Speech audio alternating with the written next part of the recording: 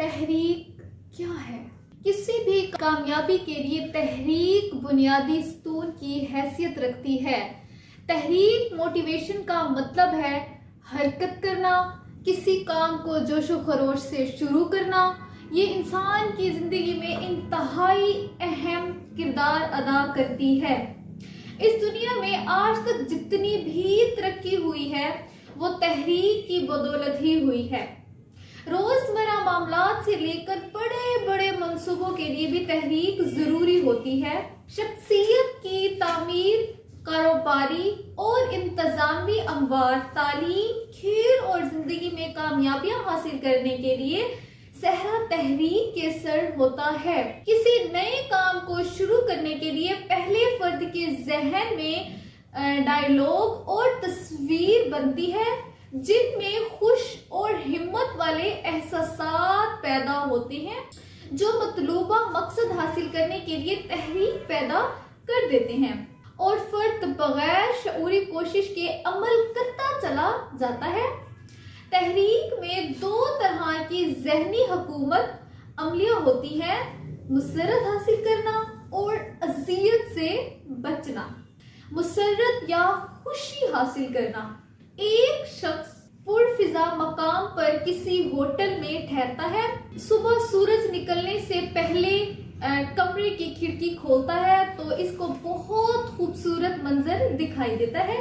آہستہ آہستہ سورج طلوع ہو رہا ہے، درختوں پر پرندے چہچہا رہے ہیں، ٹھنڈی ہوا کے جھونکے آتے ہیں تو وہ بہت اچھا محسوس کرتا ہے۔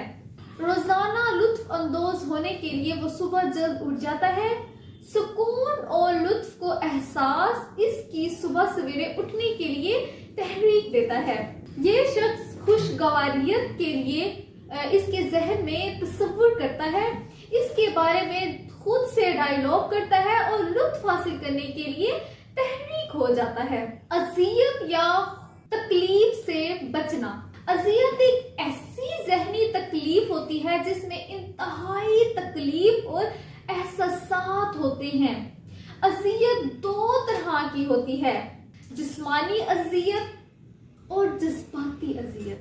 جسمانی اذیت انسان کی زندگی میں ناگزیر اور اٹل حقیقت ہے، بلکہ یوں کہنا چاہیے کہ زندگی کا ایک جز ہے۔ اذیت آپ کو یہ بتاتی ہے جو کچھ آپ کر رہے ہیں اس کو فوراً چھوڑیں اور میری طرف توجہ دیں۔ بعض اوقات یہ احساسات آپ کو سوچنے کی مہلت نہیں دیتے ہیں۔ اذیت آپ کو فوری عمل کے لیے مجبور کر دیتی ہے۔ مثلاً اگر آپ موم بتی کے شعلوں کے قریب انگلی لے جاتے ہیں تو درد سے بچنے کے لیے آپ ہاتھ فوراً پیچھے کر لیں گے۔ ایک بچہ جسمانی سزا سے بچنے کے لیے اپنا ہوم ورک جلد از جلد مکمل کر لیتا ہے۔ جسمانی اذیت کی وضاحت کرنا انتہائی مشکل ہوتا ہے کیونکہ یہ داخلی نوعیت کی طرح ہوتی ہے۔ صرف تو وہ شخص اس کی شدت کو بیان کر سکتا ہے جو اس سے گزر رہا ہوتا ہے، جبکہ ہر فرد کی برداشت کرنے کی صلاحیت الگ الگ ہوتی ہے۔ حقیقی دور کے بارے میں فرد خود فیصلہ کرتا ہے کہ وہ کیا محسوس کر رہا ہے۔ جسم کے بعض حصے زیادہ حساس ہوتے ہیں جہاں پر درد کا احساس جلدی ہو جاتا ہے۔ بعض اوقات ہم درد کو خون کے بہنے، ہڈی کے ٹوٹنے، دانت کے ٹوٹنے یا جسم زخمی ہونے کی وجہ سے نسبتاً زیادہ درد محسوس کرتے ہیں۔ البتہ ہم یہی نہیں جانتے کہ ان دردوں کی کیا وجہ ہے۔ آج تک طبی سائنس میں کوئی ایسا آلہ ایجاد نہیں ہوا جو جسمانی درد کی سطح کا تعین کر سکے فرد کتنے درجہ درد میں مبتلا ہے۔ جذباتی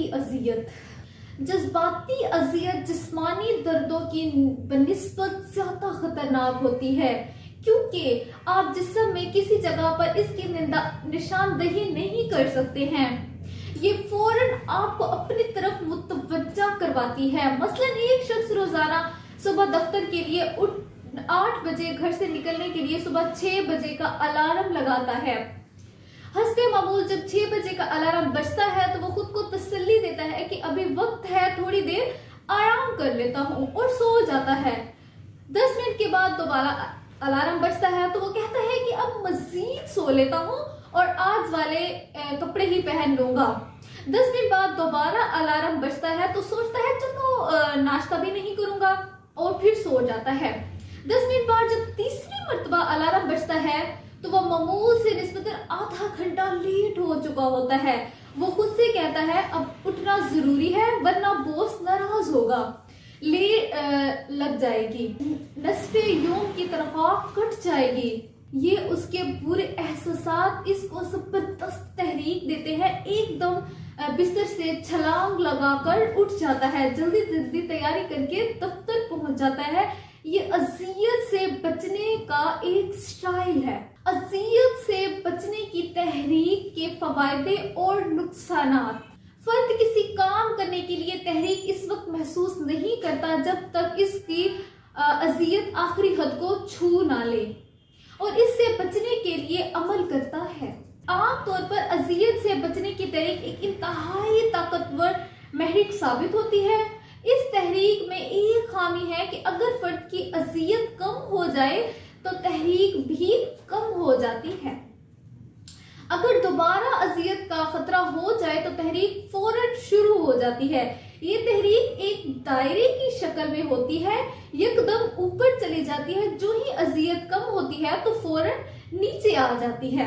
اذیت سے بچنے کے تحریک میں عام طور پر لوگوں کو معلوم نہیں ہوتا ہے کہ ان کی اذیت، تکلیف، درد کی اخیر کہاں ہوگی۔ جب ان کی اذیت بڑھ جاتی ہے تو بعض اوقات یہ لوگ اپنی توجہ اذیت پر مرکوز کر لیتے ہیں۔ قانون کشش کے اصولوں کے مطابق آپ جس چیز پر اپنی توجہ دیں گے اس چیز میں اضافہ ہونا شروع ہو جائے گا۔ اسی طرح ان لوگوں کی زندگی میں اذیت میں اضافہ ہونا شروع ہو جاتا ہے۔ اس طرح ایک تحقیق حاصل کرنے کی بجائے یہ لوگ مسائل کا شکار بھی ہو سکتے ہیں۔ اذیت سے بچنے کی تحقیق میں ان لوگوں کو اپنی اذیت کو دباؤ کی سطح کا کوئی پتہ نہیں ہوتا ہے کہ کس سطح پر پہنچ کر ان کی صحت کو نقصان پہنچنا شروع ہو جائے گا، کیونکہ تحریک حاصل کرنے کے لیے پہلے ہی ان کی اذیت بہت زیادہ بڑھ جاتی ہے، جو ان کی صحت کو بری طرح تباہ کر سکتی ہے۔ مثلاً ہائی بلڈ پریشر، ٹینشن، بھوک نہ لگنا، اعصابی کھنچاؤ، سر درد، تھکاوٹ وغیرہ۔ تحریک کے دونوں حکمت عملیاں خوشی حاصل کرنا اور اذیت سے بچنا بہت اہم ہے۔ ہم دونوں میں سے کسی ایک کا دھنستہ طور پر استعمال کرنے کی صلاحیت بھی رکھتے ہیں۔ اگلا قدم یہ معلوم کرنا ہے ہم مائنڈ میں کیا کرتے ہیں جس سے تحریک پیدا ہوتی ہے، اور اس کے لیے ہم ایک مشق کر کے دکھاتے ہیں۔ ماضی کے ایسے واقعے کا انتخاب کریں جب میں زبردست تحریک پیدا ہوئی ہو۔ یاد رہے یہ واقعہ آپ کی اصل زندگی میں رونما ہوا ہو۔ شروع سے لے کر آخر تک اس واقعے کے بارے میں خوب سوچیں اور اس کا تصور بنائیں۔ اس فلم کے رنگ و روشنیوں کا جائزہ لیں، اس میں شامل آوازوں کی واضح طور پر سنیں اور اس تصور کو ایک طرف رکھ دیں اور آنکھیں کھولیں۔ کسی معمولی واقعے کا انتخاب کریں جس میں تحریک کی ضرورت نہ ہو، مثلاً ہاتھ دھونا، کنگھی کرنا، بوٹ پہننا اور نہانا وغیرہ۔ آنکھیں بند کر لیں، اس صورتحال کے بارے میں خوب سوچیں، اس کا تصور بنائیں۔ اس فلم کی رنگ و روشنیوں کا جائزہ لیں، اگر اس واقعے میں کوئی آوازیں شامل ہیں تو ان کو بھی سنیں، اس تصور کو دوسری طرف رکھ لیں اور آنکھیں کھول لیں۔ خود کو نیوٹرل کر لیں، دونوں تصویر کو اپنی آنکھوں کے سامنے دائیں بائیں طرف رکھ دیں، ان میں فرق معلوم کریں۔ عام طور پر اس طرح کا فرق ہو سکتا ہے: تحریک والا واقعہ، تصور روشن، واضح، بہت بڑا، قریب تر بالکل آنکھوں کے سامنے، جبکہ اندرونی آوازیں بالکل واضح الفاظ، بلند اور قریب تر ہوتی ہیں، جن کے ساتھ ولولہ اور جوش کے احساسات منسلک ہوتے ہیں۔ عام واقعہ: دھندلا، آواز بالکل خاموش۔ ان دونوں واقعات میں فرق کو تحریک کر لیں۔ مثلا روشن، واضح قریب، بہت بڑا، اندرونی آوازیں، واضح الفاظ، بلند، قریب تر ولولہ، جوش کے احساسات۔ یہ وہ انداز ہے جو آپ کی تحریک کی کنجیاں ہیں۔ مشق کا دوسرا حصہ: کسی ایسے کام کا انتخاب کریں جو آپ کرنا چاہتے ہیں لیکن اس وقت آپ میں تحریک پیدا نہیں ہو رہی ہے۔ اس بات کی یقین دہانی کر لیں آپ مطلوبہ کام کے لیے سنجیدہ ہیں۔ اس کام کے حتمی نتائج کیا حاصل ہوں گے، کیا فوائد ہوں گے، ان تمام چیزوں کو بھی ذہن میں رکھتے ہوئے ان کنجیوں کا استعمال کریں۔ آپ تحریک کے بنیادی انداز کی فہرست پہلے ہی تیار کر چکے ہیں۔ اب اس کام کے تصور کو روشن، واضح، قریب، بہت بڑا، اندرونی آوازیں، واضح الفاظ، بلند تر، قریب تر کر دیں اور اپنے اندر ہی ولولہ اور جوش محسوس کریں۔ اس عمل کو کئی مرتبہ دہرائیں، آپ کے ذہن میں یہ تصور نقش ہو جائے۔